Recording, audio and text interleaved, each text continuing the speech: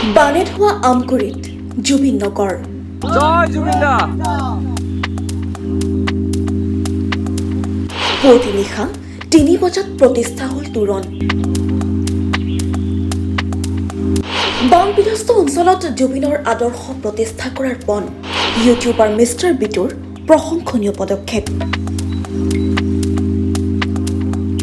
বানে ধোৱা উজনিত এতিয়া হাহাকাৰ অৱস্থা। ঘৰ মাটি ভেটিৰ চিমচাপ নোহোৱা হ'ল। কিমানে যে নিজৰ আপোনজনক হেৰুৱালে। তাৰ মাজতেই এগৰাকী ইউটিউবাৰৰ ডাঙৰ পদক্ষেপ। দিনে নিশাই কষ্ট কৰি শিৱসাগৰত ইউটিউবাৰ মিষ্টাৰ বিটুৱে সাজিছে এখন গাঁও। জুবিন নগৰ নামেৰে কৰিছে নামকৰণ। জুবিন দাই যিদিনাখন বিদায় মাগিছিল সেইদিনাই মই সমাধি ক্ষেত্ৰত শপত খাইছিলোঁ। জুবিন দা যিদিনাখন বিদায় মাগিছিলে তেওঁৰ মই সমাধি ক্ষেত্ৰত শপত খাই আহিছিলোঁ। মই আপোনাৰ হৈ এনেকুৱা কাম কৰিম আপুনি য'তেই নাথাকক মোক লৈ গৌৰৱ কৰিব।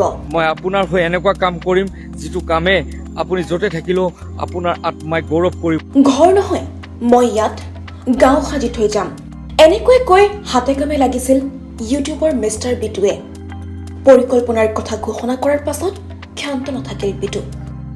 দিন নিশা একাকাৰ কৰি মিষ্টাৰ বিটুৰ টীমে কৰি গৈছে এটা এটাকৈ ঘৰ বনাই এখন গাঁও নিৰ্মাণৰ কাম।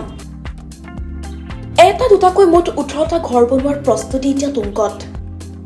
কালৰূপী বানৰ কোভাল সোঁতে শিৱসাগৰ জিলাৰ আমগুৰি নগৰৰ ২ নং ৱাৰ্ডৰ শান্তিপূৰ্ণ পৰিৱেশক নিমিষতে গ্ৰাস কৰিছিল।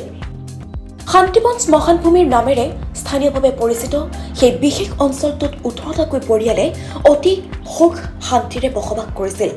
কিন্তু প্ৰকৃতিৰ ক্ৰোধত নিমিষতে উটি গৈছিল তেওঁলোকৰ সপোনৰ ঘৰখন। সৰ্বস্বান্ত হৈছিল 18 ঘৰ মানুহ। অন্ন বস্ত্ৰ আৰু বাসগৃহ হেৰুৱাই নিথৰুৱা হৈ পৰা এইসকল লোকৰ বাবে জীৱনটো হৈ পৰিছিল অন্তহীন সংগ্ৰাম যাতনাৰ জীয়াজুই। তাৰ পাছতেই মিষ্টাৰ বিটুৱে ঘোষণা কৰিছিল যে তেওঁ জুবিন নগৰ নামেৰে এই ঠাইখনতে এখন গাঁও সাজিব। লগতে তেওঁ কৈছে যে জুবিন নগৰ উদ্বোধন কৰিবলৈ আমন্ত্ৰণ জনাব গৰিমা শইকীয়া গাৰ্গক। বন্যাৰ্তৰ দুৰ্দশাক লৈ আৱেগিক হৈ পৰিছে ব্লগাৰ মিষ্টাৰ বিটু। পুৱতি নিশাও এনেকৈ কাম কৰি গৈছে মিষ্টাৰ বিটুৰ টীমে। মুঠৰ ওপৰত অতি শীঘ্ৰে জুবিন নগৰ সম্পূৰ্ণ হ'ব। ইতিমধ্যে মাত্ৰ 6 দিনতে পুনৰ নতুনকৈ সাজিলে এখন গাঁও।